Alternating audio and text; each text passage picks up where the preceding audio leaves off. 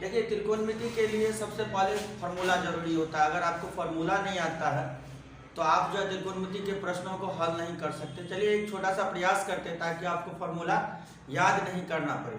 चलिए बच्चों स्टार्ट करते हैं। त्रिकोणमिति में फार्मूला मेन होता है। यहाँ पर हम लोग एक समकोण त्रिभुज ABC ले रहे हैं जिसका कोण B समकोण है। भुजा की बात करें तो थीटा के सामने का जो भुजा होता है, कोण के सामने का जो भुजा होता है उस कोण के लिए लंब होता है। जिस पे कोण आश्रित रहता है जिस भुजा पे, वह उसका आधार कहलाता है। यहाँ पर देखें तो 90 के सामने का भुजा कर्ण कहलाएगा और कर्ण को H के द्वारा लिखते हैं हम लोग, हाइपोटेनस कर्ण।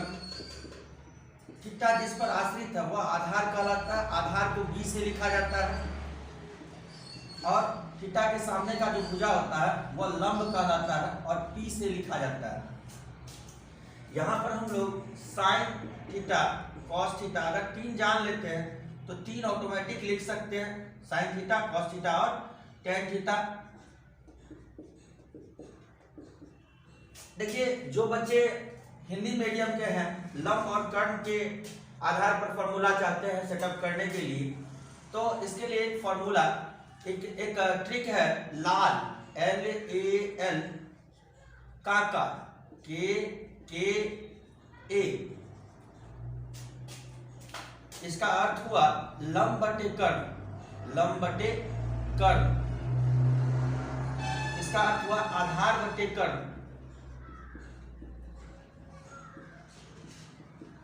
इसका अर्थ हुआ लंब बटे आधार, लंब बटे आधार।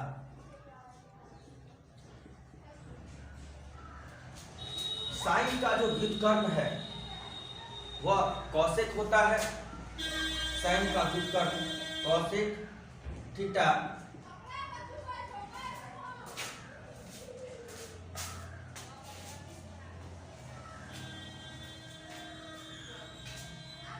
कॉस का व्युत्कर्ण सेक थीटा और टेन का व्युत्कर्ण कॉट थीटा होता है। कॉसेक जो होता है साइन का व्युत्कर्ण है तो कर्ण बटे लंब, कर्ण बटे लंब। सेक कॉस का व्युत्कर्ण होता है तो कर्ण बटे आधार,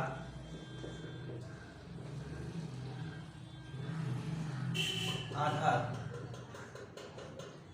कॉट टेन का व्युत्कर्ण होता है तो आधार बटे लंब, आधार बटे लंब।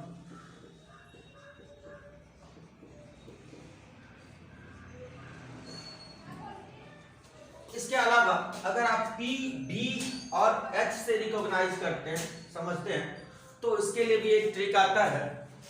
हम लोग साइन थीटा कॉस थीटा और टेन थीटा को पुनः बारी बारी देखेंगे। देखिए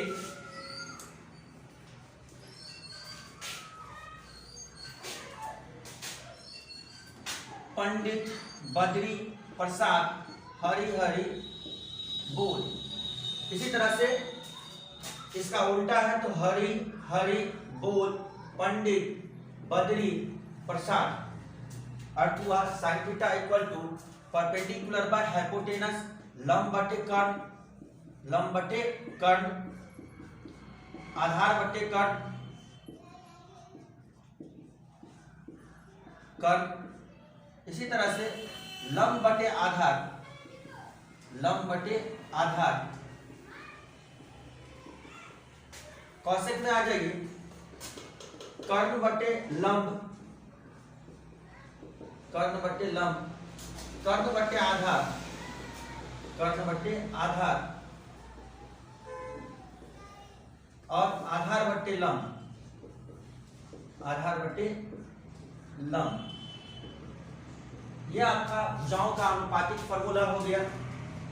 ठीक है,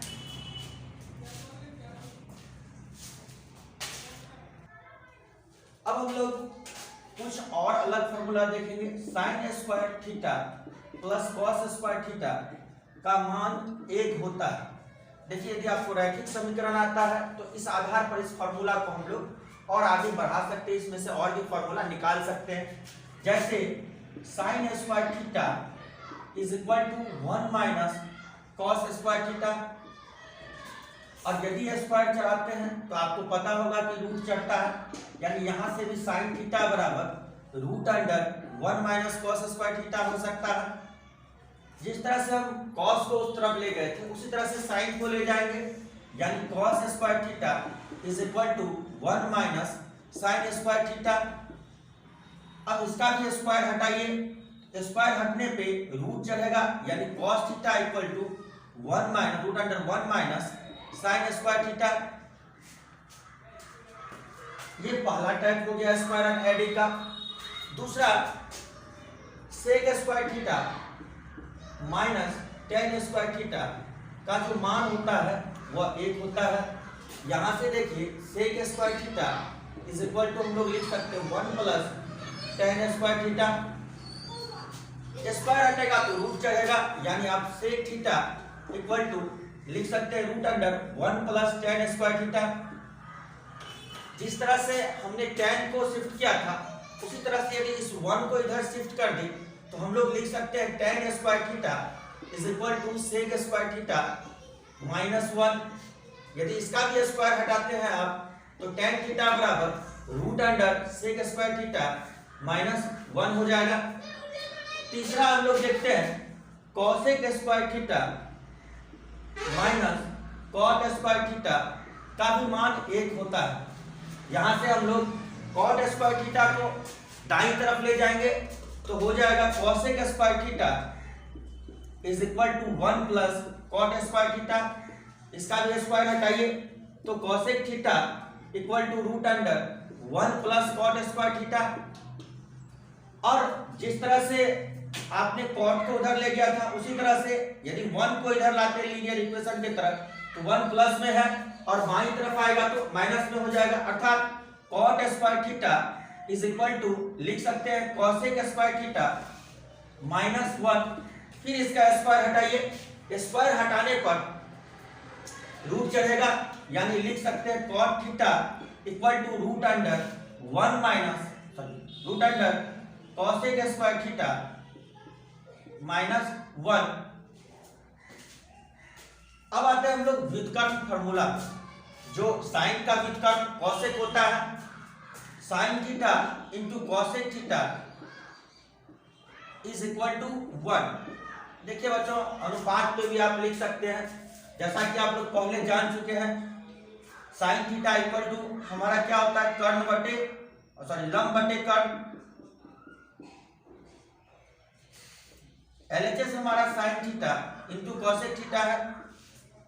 साइन थीटा का जो सूत्र होता है P बाय H और कॉसेक थीटा का H बाय P। इस आधार पे H से H कैंसिल हो जाएगा और P से P कैंसिल हो जाएगा, यानी इसका मान 1 होगा। आगे हम लोग देखते हैं, इसमें से भी बहुत सारे फॉर्मूले निकलेंगे, जैसा कि आपको लिखा हुआ है sine theta into cosec theta equal to 1, यानी आप साइन थीटा इक्वल टू लिख सकते हैं 1 bye cosec theta, 1 bye cosec theta, या फिर कॉसेक थीटा इक्वल टू लिख सकते हैं 1 बाय साइन थीटा। दूसरा, कॉस का उल्टा सेक होता है, यानी cos theta into sec theta equal to 1 हो जाएगा, यानी यहां से आप लिख सकते हैं cos theta equal to 1 by sec theta, या फिर sec theta equal to 1 by cos theta. इसी प्रकार सिमिलरली टेन का उल्टा कॉट होता है, यानी tan theta equal to tan theta into cot theta equal to 1 लिख सकते हैं। यहां से यदि आप टेन लिखना चाहे तो tan theta equal to 1 by cot theta लिख सकते हैं, और यदि कॉट थीटा लिखना हो तो लिख सकते हैं 1 बाय टेन थीटा।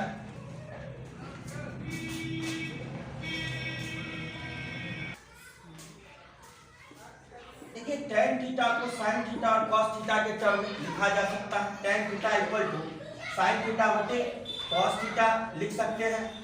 इसी प्रकार से कॉस थीटा इक्वल टू लिख सकते हैं कॉस थीटा बटे साइन थीटा। चलिए बच्चों, अब हम लोग मान सारणी देखते हैं। मान सारणी जो है 0 से लेकर के 90 तक के कोण का हम लोग देखेंगे। साइन 0 का मान 0 होता है, साइन 30 का मान 1/2 = 2, साइन 45 का मान 1/√2 और साइन 60 का मान √3/2, साइन 90 का मान 1। इसी तरह से साइन 0 cos 0 का मान 1 होता है, cos 30 का मान √3/2 होता है और cos 45 का जो वैल्यू होता है 1/√2, cos 60 का जो वैल्यू होता है 1/2 और cos 90 का वैल्यू 0। tan 0 0 होता है, tan 30 1/√3 होता है, tan 45 1 होता है, tan 60 √3 होता है और tan 90 अपरिभाषित होता है। बच्चों अगर आप एग्जाम में गए हैं और आप फार्मूला भूल जाते हैं तो आप कैसे इजी तरीके से फार्मूला को रिमाइंड कर सकते हैं? आप 0 से गिनती स्टार्ट करें और 4 तक लिखें, 0 1 2 3 4, सभी में 4 से भाग कर दे, 4/4, सभी का रूट ले लें।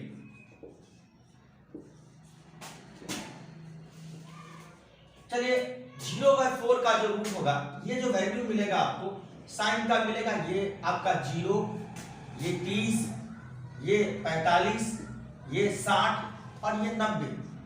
तो साइन 0 का जो वैल्यू मिलेगा 0/समथिंग 0 होगा, 1/4 है और रूट है तो 1 का जो वर्गमूल होगा 1 का जो वर्गमूल 1 होगा, 4 का वर्गमूल 2 होगा। उसी तरह से यदि आप यहां पर देखें तो √2/2 लिख सकते हैं इस तरह से हम लोग। और यहां पर साइन 60 का जो वैल्यू होगा √3/2 हो जाएगा और ये 1 हो जाएगा। कहने का अर्थ है यदि साइन 0 देखें हम लोग तो 0 होगा, साइन 30 1/√2 होगा और साइन 45 देखिए 2 को हम लोग लिख सकते हैं √2 × √2 लिखा जा सकता है, √2 से √2 कैंसिल हो जाएगा। दैट मींस साइन 45 का जो मान होगा 1/√2 होगा और साइन 60 का जो मान होगा √3/2 होगा। अगर इसी में आपको cos लिखना है तो करना कुछ नहीं है, केवल इसको उल्टा लिख देना है, 1 √3/2 1/√2 1/2 और 0।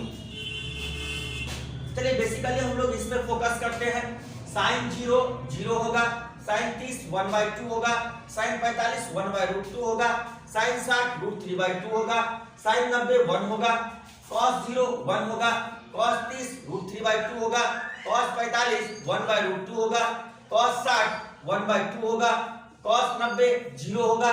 इसी तरह से tan 0 0, tan 30 1/√3, tan 45 1, tan 60 √3 और tan 90 अपरिभाषित होगा। देखिए बाकी जो मान है उसको हम लोग आसान तरीके से निकाल सकते हैं। जैसा कि आप लोग को पता है कि अनुपात को पलट देने पर, साइन के अनुपात को पलट देने तो वह कॉसेक बन जाता है। तो चलिए हम लोग कॉसेक का वैल्यू देखते हैं। कॉसेक के लिए कॉसेक 30 का वैल्यू क्या होगा, यहाँ हम लोग कॉसेक ले लेते हैं। कॉसेक 30 का जो वैल्यू होगा, जिस तरह से आप इसको उलट देंगे, इसके हर में आपका 1 है तो 1/0 ये क्या आ जाएगा, अपरिभाषित।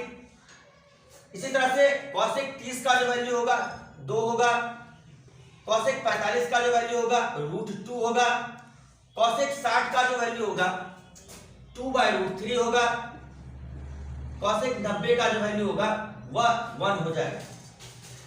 कॉस का उल्टा सेक होता है, यदि कॉस के अनुपात को पलट देंगे तो सेक का मान निकलेगा।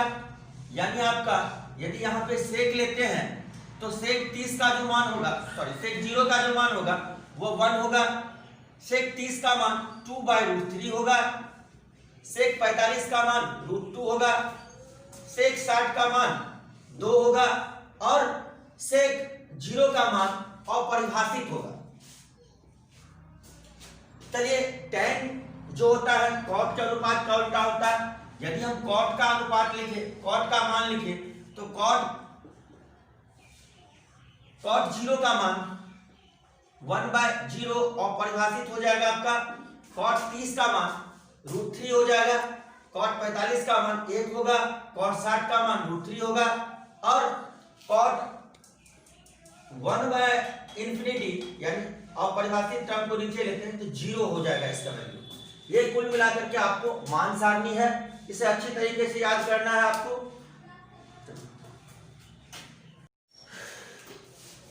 देखिए जैसा कि आप यहाँ पे एक हम लोग कोऑर्डिनेट ले रहे हैं, यानी ये 0 होगा और ये 90 होगा। जैसा कि आप सबको पता है कि न्यून कोण का जो परिभाषा होता है 0 से बड़ा और 90 से छोटा न्यून कोण कहलाएगा। अर्थात यदि हम लोग 90 माइनस थीटा 90 माइनस थीटा लिखे तो इसको हम लोग न्यून कोण कहेंगे। ठीक है, तो कुछ फॉर्मूला जो कि 10th क्लास में पढ़ने पड़ते हैं, sine 90 minus theta is equal to cos theta, उसी प्रकार से cos 90 minus theta is equal to sine theta. चलिए tan 90 minus theta cot theta हो जाएगा। इसी तरह से cot 90 minus theta tan theta हो जाएगा। Sec 90 minus theta cosec theta होगा और cosec 90 minus theta sec theta हो जाएगा।